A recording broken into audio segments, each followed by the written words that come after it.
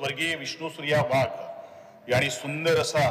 ह्या गोव्याच्या इतिहासात छत्रपती शिवाजी महाराज आणि संभाजी महाराजांच्या आगमनावरती आणि या फोंड्या किल्ल्यावरती कसा पोहोचला याच्यावरती एक पोवाडा लिहिलेला आहे. तो एक पोवाडा मी सादर करतोय तुमच्या समोर. सभापती महाशय,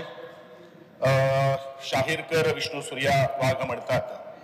अनंत ऊर्जा घेऊन इथली सळसळते माती, दर्यावरून आले शिवाजी खडग घेऊन हाती, दुर्वाटीच्या बंदरावरती चरण स्पर्श केला, तेथून राजा फोंड्या मधल्या किल्ल्याशी आला,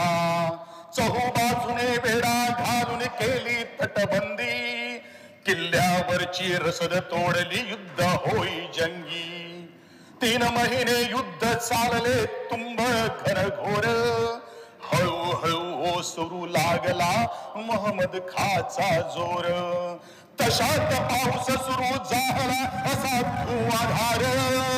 होऊन बिजली शिवरायांची तळपे तलपार, होऊन बिजली शिवरायांची तळपे तलवार,